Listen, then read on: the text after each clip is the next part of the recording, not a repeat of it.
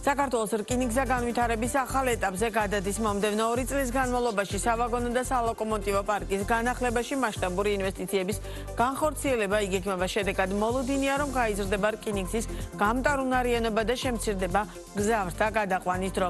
როგორ მიმდინარეობს რკინიგზის მოდერნიზაცია და როგორ აისახება ინფრასტრუქტურული გაუმჯობესება ტვირთნაკადის ზრდაზე. დეტალებით ქრისტინე გამთენაძე გვერდება ბიზნეს პარტნიორის პირდაპირ ეთერში. მაია, გამარჯობა. 2026-2028 წლებში საქართველოს რკინიგზა 50 ახალ ლოკომოტივსა და 1500 ვაგონს შეიძენს. ამ მიმართულებით 1 მილიარდი ლარის ინვესტიციის განხორციელებაა გათვალისწინებული. როგორც დღევანდელ პრეზენტაციაზე აღინიშნა, შედეგად ქვეყნის გადაკვეთის დრო 24 საათიდან 12 საათამდე უნდა შემცირდეს, სატრანსპორტო გამტარუნარიანობა კი უნდა გაორმაგდეს. რაც შეეხება ტენდერს, საქართველოს რკინიგზაში განმარტავენ, რომ ლოკომოტივების შესაძენად ტენდერი უახლოეს პერიოდში გამოცხადდება. ამასთან დაგეგმილია რკინიგზის სადგურებისა და სარკინიგზო მონაკვეთების სრული მოდერნიზაციაც. საქართველოს რკინიგზაში დაინერგება თანამედროვე ავტომატიზებული მართვის სისტემები, დაემატება რკინიგზას ახალი მიმართულებებიც. პრეზენტაციაზე საქართველოს რკინიგზაში უკვე განხორციელებულ პროექტებზეც გამახვილდა ყურადღება და აღინიშნა ისიც, რომ საქართველოს რკინიგზის ჯამური ოპტიმიზაციის ეფექტმა ბოლო 1 წლის განმავლობაში 230 მილიონ ლარს გადააჭარბა, ხოლო კომპანიის წმინდა მოგება 30%-მდე გაიზარდა.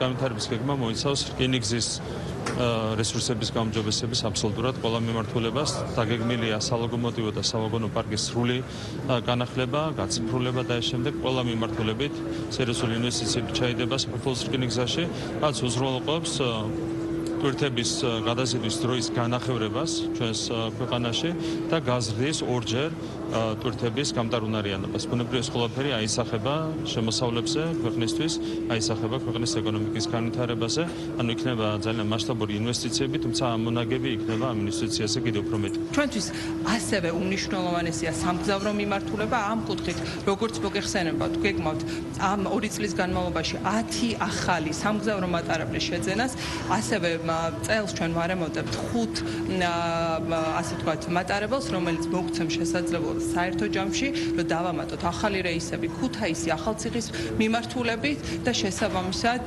ჩვენ გზავრებს და ტურისტებს ჰქონდეთ კომფორტული გზავრობის შესაძლებლობა. ასევე ხაზს გავუსვამდი ბორჯომ-ბაკურიანის ისტორიულ მატარებელს, რომლის აღდგენაც იგეგმება 2027 წლის ზამთრის სეზონისთვის. ლოკომოტივების ტენდერი უახლოეს პერიოდში გამოცხადება. ვფიქრობთ, რომ ან მიმდინარე თვის ან შემდეგ თვის გამოვაცხადებთ ლოკომოტივების ტენდერს. ეს ტენდერი ტარდება სრულად სოფლიო ბანკის რეგულაციებით და ბაზრის კვლევა რო ჩავატარეთ, საკმაოდ დიდი დაინტერესება არის როგორც ევროპული, ასევე აზიური ქვეყნებიდან. პრემიერ-მინისტრის განცხადებით, ანაკლიის პორტი ყველა შემთხვევაში აშენდება, პროექტის სათანადო ვადებში განხორციელდება და მოემსახურება ქვეყნის სატრანზიტო ფუნქციის შემდგომ განვითარებას. დღესვე დაანონსდა ისიც, რომ უახლოეს პერიოდში ანაკლიის პორტთან დამაკავშირებელი გზისა და 18 კილომეტრიანი სარკინიგზო ხაზის მშენებლობა დაიწყება. ეკონომიკის მინისტრის მოადგილის განმარტებით, საქართველოში საზღვაო გადაზიდვები 2030 წლისთვის უნდა გაორმაგდეს. ესაა მოსალოდნელი და მისივე თქმით, სწორედ აღნიშნული პროგნოზებიდან გამომდინარე ხორციელდება ინვესტიციები როგორც საზღვაო, ასევე სარკინიგზო ინფრასტრუქტურაში. ანაკლიის ხმაწყოვანი პორტის მშენებლობა უშუალოდ საზღვაო ინფრასტრუქტურის მშენებლობა, რომელსაც ახორციელებს დიდ ხელში შემავალი ევროპული კომპანია ამდენული. შესაბამისად, ამ მიმართულებით ჩვენ ქმედით ნაბიჯებს ვდგავთ და აქვე უნდა მოგახსენოთ ისიც, რომ რკინიგზამ დაასრულა რკინიგზის დამაკავშირებელ სალიანდაგო ინფრასტრუქტურის დიზაინზე მუშაობა, რომელიც აკავშირებს ძირითად მაგისტრალს ანაკლიის ხმაწყოვან ნავსადგურს და ამ მიმართულებით ჩვენ ძალიან მალე ვგეგმავთ, რომ შესაბამისი ნაბიჯები გადავდგათ, რომ მშენებლობა დავიწყოთ. გეტყვით იმასაც, რომ რკინიგზის განვითარების 10 წლიანი გეგმის თანახმად საერთო ჯამში მომდევნო წლების განმავლობაში საქართველოს რკინიგზაში 1,7 მილიონი დოლარის ინვესტიციის განხორციელებაა დაგეგმილი. ქრისტინე გამთენაძე საუბრობდა ბიზნეს პარტნიორის პირდაპირ ეთერში.